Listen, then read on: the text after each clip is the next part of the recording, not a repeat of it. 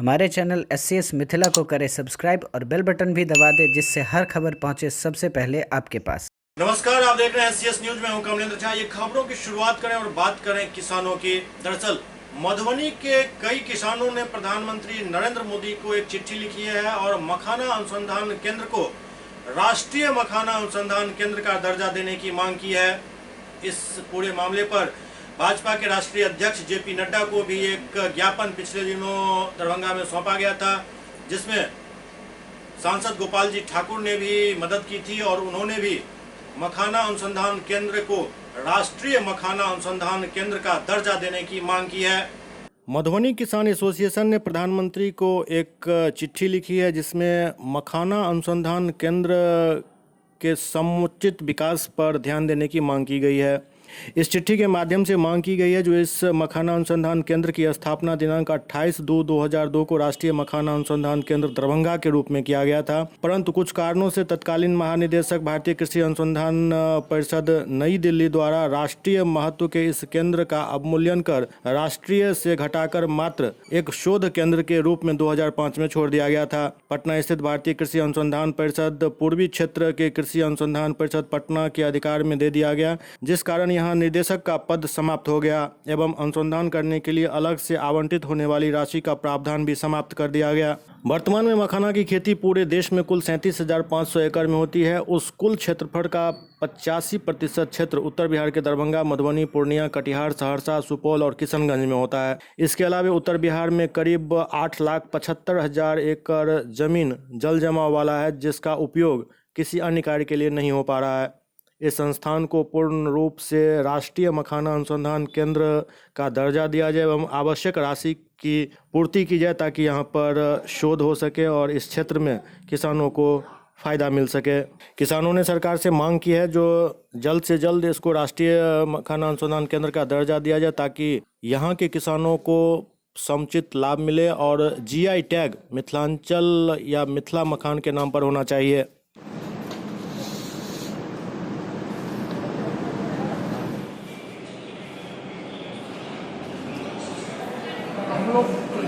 मेरा नाम अशोक कुमार सिंह हुआ, ग्राम कपड़िया, प्रखंड कलवाही, जिला मधुबनी के हम किसान हैं।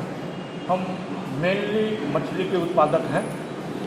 हमारे प्रधानमंत्री जी जब गुजरात के मुख्यमंत्री हुआ करते थे, उस समय में उन्होंने भी मुझे पढ़ाई किया। यहाँ की सरकार भी मुझे किसान श्री अवार्ड से सम्मानित किया। हम यहाँ चाहते हैं जो हमारे मखान की पहचान हमारे मिथिलांचल की हो, यहाँ की GI टैग हो। इस मखान से हमारी विदेशी मुद्रा का अर्जित होगा और मछली जो हम आंध्रा से मंगवाते हैं, वो मछली हमारे बिहार में उत्पादन इतना हो जो हम बिहार से पहले बंगाल देते थे, अब भी बंगाल, उड़ीसा और अन्य जगह हम लोग भेजें। इसके लिए हम लोग एक मेमोरेंडम देने जा रहे हैं। जो मखाना अनुसंधान जो यहाँ से चला गया, जो एक साजिश के तहत हमारे पूर्व प्रधानमंत्री अटल जी के द्वारा यहाँ स्थापित किया गया और मनमोहन सिंह के प्रधानमंत्री रहते हुए यहाँ से मखाना अनुसंधान राष्ट्रीय गायब हो गया, सिर्फ मखाना अनुसंधान रह गया। इससे क्या होगा? एक बिल्डिंग और कुछ वैज्ञानिक यहाँ बैठ करके क्या करेंगे? फंड की अभाव है, न किसान को कोई ट्रेनिंग मिलती है, न कोई बात होता है। यहाँ सभी पड़े हुए हैं, वैसे ही क्या ही दुरुपयोग है पैसा का सरासर। इसलिए हम लोग किसान चाहेंगे जो यहाँ मछली के भी वैज्ञानिक हैं, मखाना और मछली का समन्वय खेती जो होती है उसके बारे में आगे जब राष्ट्रीय अनुसंधान हो जाएगा तो इससे ज़्यादा से ज़्यादा किसानों को लाभान्वित होंगे और विदेशी मुद्रा हमारी अर्जित होगी। हमारी GI टैग मिथिला के नाम से हो। जब सब जगह अपना अपना टैग है, आप भी कहे हैं मघी पान जैसे है, तो हमारा मिथिला का है, मखाना क्यों नहीं GI टैग होगा? इसके लिए हम लोग आवाज़ उठाने आए हैं। मखाना और मखाना अनुसंधान दोनों को मिटाने की साजिश चल रही है, उसको लेकर के आप क्या कहेंगे? क्योंकि ब्रांडिंग की भी बात आती है तो बिहार नाम दे दिया जाता है, GI टैग का भी नाम आता है तो बिहार दे दिया जाता है, और अनुसंधान को जीवित रखने की बात होती है तो उसे हाशिए पर पहुंचा दिया जाता है। आज करके हम लोग मखाना उत्पादक किसान हैं। मेरा घर रैयाम है, प्रखंड झंझारपुर, जिला मधुबनी के हम किसान हैं। ऐसे राज्य स्तर पर या देश स्तर पर कई अवार्ड भी मुझे मिल चुका है।